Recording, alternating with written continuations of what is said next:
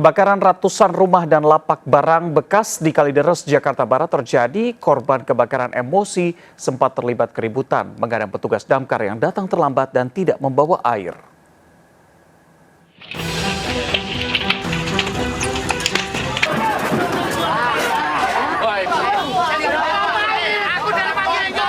Keributan warga dengan petugas pemadam kebakaran ini terjadi saat kebakaran melanda kawasan Kampung Bocimi, Kalideres, Jakarta Barat. Warga emosi sempat menghadang petugas lantaran terlambat datang dan tidak membawa air.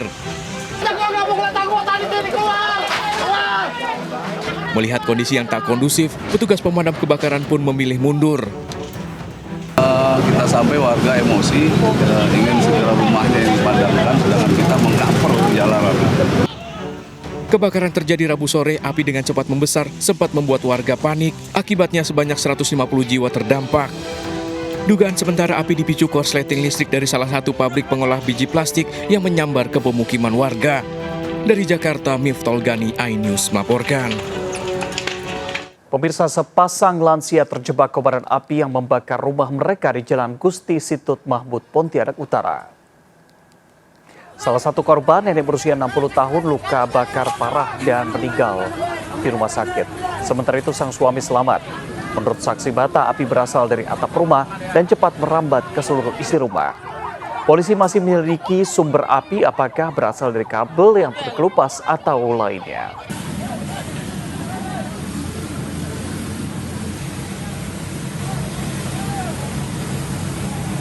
Masih terkait kebakaran sebuah kapal Roro yang sedang labuh jangkar di perairan Pulau Kasam, Kecamatan Nongsa, Batam, Kepulauan Riau terbakar. 12 ABK yang sedang berada di kapal diselamatkan patroli TNI Angkatan Laut yang sedang melintas.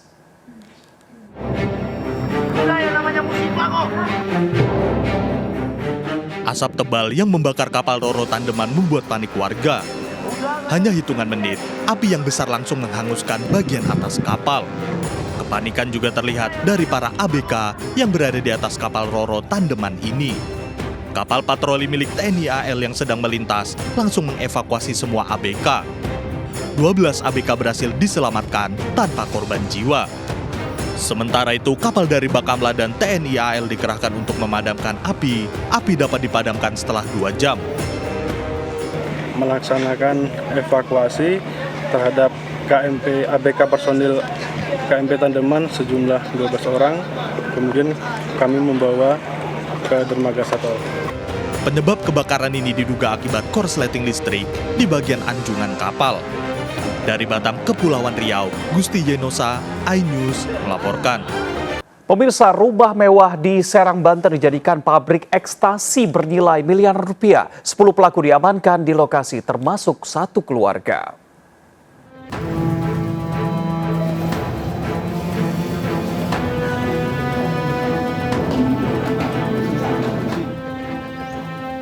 Rumah mewah ini terlihat sepi dari luar dan memiliki pagar rumah yang tinggi, namun siapa sangka jika rumah ini ternyata dijadikan pabrik narkoba. Kasus bermula dari paket mencurigakan yang terdeteksi saat akan dikirim melalui jasa ekspedisi. Setelah diperiksa ternyata berisi narkoba. Dari dalam rumah mewah ini ditemukan 16 karung berisi ratusan ribu pil siap edar. Tak hanya itu, BNN juga menyita barang bukti lain seperti mesin cetak tablet yang mampu memproduksi hingga 15.000 butir per jam. 10 orang tersangka diamankan, 3 diantaranya merupakan satu keluarga, yaitu suami, istri, dan anaknya. Itu masing-masing sudah punya peran ya, sebagai pengendali, ada pembeli. Nah ini posisinya saat ini sebagai napi. Nah PY belajar dari mana? Dari catatan, dari buku. Dia tidak punya orientasi atau pengetahuan tentang farmasi, tidak punya pengetahuan tentang kimia. Hingga kini BNN masih mengembangkan kasus ini untuk mencari kemungkinan adanya tersangka lain. Dari Serang, Banten, Maisa Apriandi, iNews melaporkan. Pemirsa, duka kehilangan mengiringi pemakaman artis senior Marissa Haque. Keluarga dan kerabat mengenang sosok Marissa sebagai pribadi yang tangguh.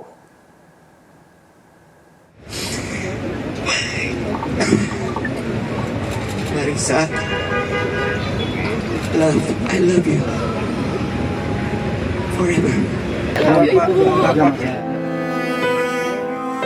Ungkapan cinta mendalam dari Ikang Fauzi melepas kepergian istrinya Marissa Haque. Hayyal falah.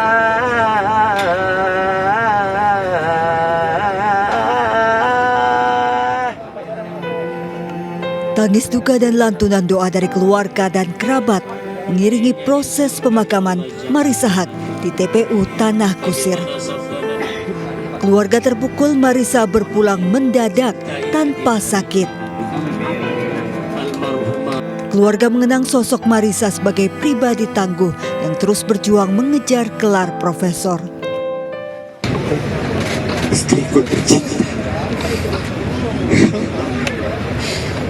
Masya Allah. Aku beruntung ya Allah. Bisa menjadi suamimu.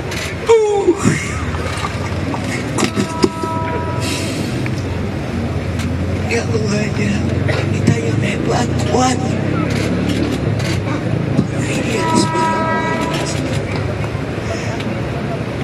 Dia berjuang untuk mendapat gelar profesornya. Tak hanya dihadiri keluarga, ratusan pelayat mengantarkan Marissa ke peristirahatan terakhir. Kepergian Marissa juga membuat rekan sesama artis, penggemar hingga mahasiswanya ikut terpukul. Cantik, pintar, dan tidak pernah berhenti belajar. Pagi tadi mendapat kabar itu buat saya benar nggak sih gitu loh, karena kita tahu dia sehat. Orangnya disiplin ya, berarti kalau orang disiplin pastinya rajin untuk check up gitu. Speechless lah, kehilangan sekali kita semua. Kami bertiga itu menjadi sahabat juga gitu. Jadi ya sama jalan Ica, kita semua sayang kamu. Kita semua mendoakan yang terbaik. Dari Jakarta, tim liputan iNews melaporkan. Kepergian Marissa Haque yang begitu mendadak tak hanya membuat keluarga terpukul, tapi juga para mahasiswanya. 3 hari sebelum meninggal dunia, Marissa Haque menyampaikan pesan kematian kepada mahasiswanya.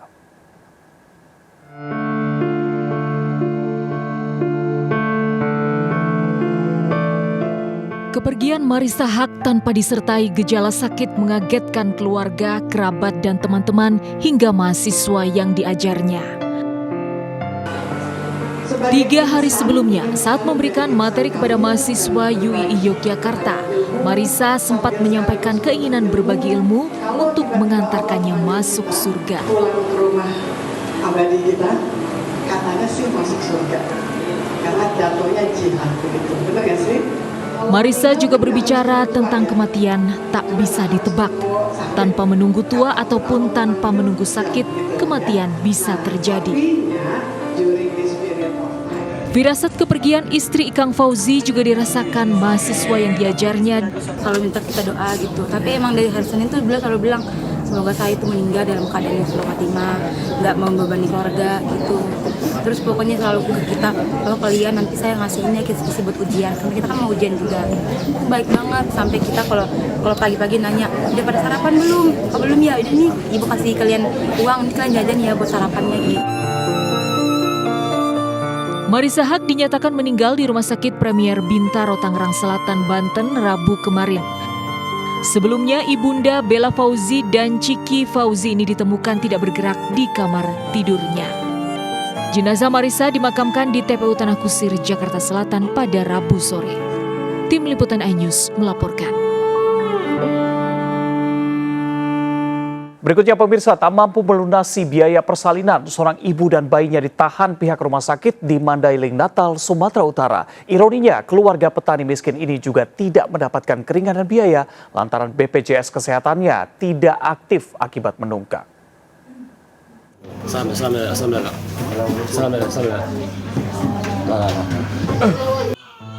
Diswar Effendi dan istrinya Nur Habibah saling berpelukan menangis. 10 hari pasca melahirkan, Nur Habibah dan bayinya tidak bisa pulang dari rumah sakit di Mandailing, Natal karena belum melunasi biaya persalinan belasan juta rupiah. Berbagai upaya sudah dilakukan petani miskin ini termasuk memohon keringanan biaya. Namun BPJS kesehatannya juga tidak berlaku karena menunggak iuran 2 tahun. Tertunggak, Pak. Tertunggak ya, artinya nggak punya biaya lah kita nih? Kami nggak punya biaya. Oke, berapa lah tertunggak di rumah sakit ini sehingga ditahan gini? Besar belasan juta, Pak. Beruntung kisahnya viral hingga mengetuk hati seorang dermawan yang membantu melunasi seluruh biaya persalinan hingga keluarga ini kembali berkumpul. Dari Mandailing, Natal, Sumatera Utara, Ahmad Hussein Lubis, iNews melaporkan. Pemirsa, waspada cuaca buruk pergantian musim saat ini di Aceh Tenggara. Banjir bandang menerjang permukiman, melumpuhkan akses jalan. Sementara di Gerobokan, Jawa Tengah, angin kencang memporak-porandakan ratusan atap bangunan.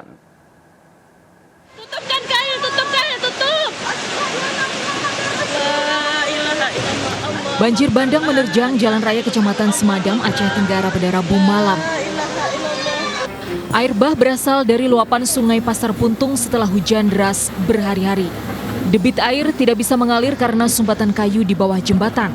Akibat banjir lumpur, akses jalan terputus dan memicu macet hingga 2 km. Ya Allah, minggir, jumlebu.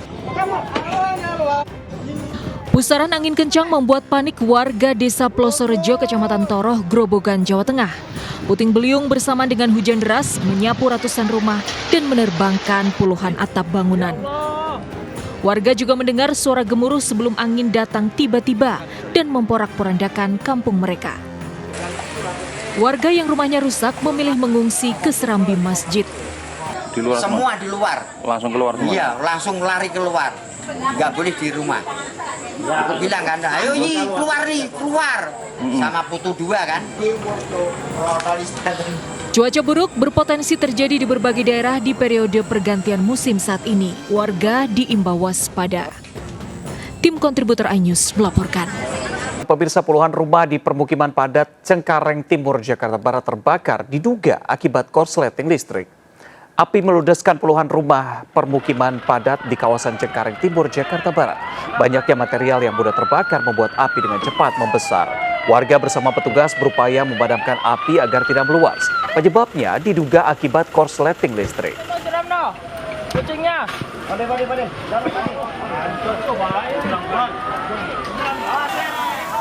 Pemirsa, menu makanan rumahan memang selalu jadi pilihan favorit. Nah, makan siang kali ini kita akan ke Yogyakarta untuk menikmati menu botok telur asin dan garang asem yang segar.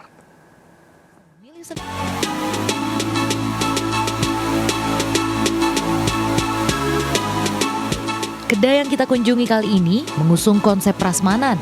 Jadi Anda bisa memilih sendiri lauk serta nasi yang akan dinikmati. Telur asin yang biasanya dijadikan pendamping lauk, di sini dikreasikan dengan ayam menjadi garang asam telur asin. Tak hanya itu, botok tahu telur asin juga selalu laris diburu penikmat kuliner. Botok tuh biasanya kalau di Jawa itu lebih banyak memakai kelapa. Nah ini kita itu pakai botok yang pakai tahu. Jadi memang ya untuk para lansia juga nggak worry kalau untuk makan di sini. Suasana yang homey seperti berada di teras rumah nenek dengan pekarangan yang hijau juga membuat pengunjung betah berlama-lama di sini. Bawang jagungnya enak, gurih, terus pukisnya juga nggak nyeretin di tenggorokan jadi enak. Garang asamnya juga recommended. Botok telur asin dia yang paling best seller di sini.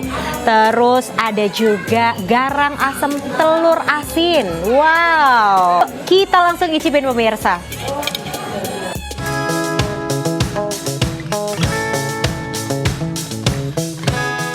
Untuk minumannya, Anda bisa memesan aneka jamu, teh kamprul, dan jahe serai jeruk yang menjadi andalan. Pemirsa, menu yang tadi sudah saya cicipin mulai dari nasi merah lengkap dengan sayur dan juga yang paling best seller di sini menu botok tahu serta telur asinnya rasanya benar-benar pas. Kemudian bumbunya di sini ada potongan cabai. Selain itu juga ada daun kemangi yang membuat aroma masakan ini terasa lebih nikmat dan juga menggugah selera. Dan bagi Anda yang pengen merasakan menu olahan telur asin gitu ya, datang langsung ke kedai makan Mbak Pesta yang ada di kawasan Pakem, Sleman, Yogyakarta. Saya mau lanjutin lagi dari Sleman. Adisa Rizkia, Faduri Kusundarto, iNews melaporkan untuk Anda. Pemirsa, pernahkah Anda melihat tumpukan uang ratusan miliar rupiah? Nah, baru-baru ini Kejaksaan Agung menyita uang lebih dari 800 miliar dari kasus korupsi sawit dan pencucian uang Duta Palma.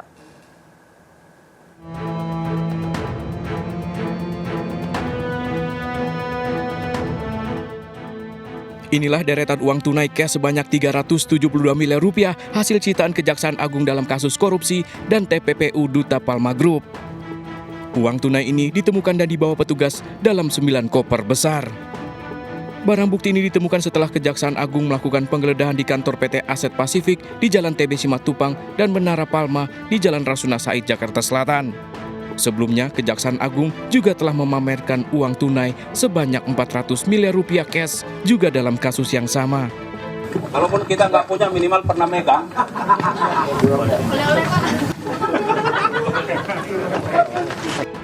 Dari kasus ini, Kejaksaan Agung akan terus mengungkapkan kasus yang telah merugikan masyarakat ini.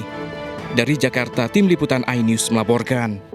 2 pekan lagi masa jabatan Presiden Jokowi berakhir. Di hadapan masyarakat, Jokowi mengaku telah membisiki Prabowo untuk melanjutkan program bantuan pangan.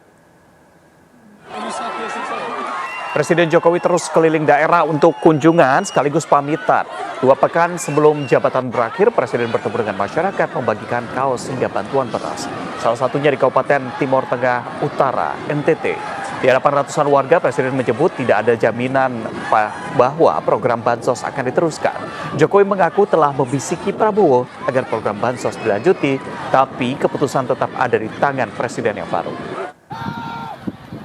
Saya sampaikan tadi, Bapak Ibu, masyarakat dari Sumba Barat mengusulkan kepada Pak Prabowo agar program ini bisa dilanjutkan. Saya akan ngomong gitu, tapi keputusannya ada di pemerintah baru, presiden baru nanti. PT MNC Finance menyerahkan hadiah 1 kepada nasabah setia melalui program Gebyar Promo Loyalty Customer 2024.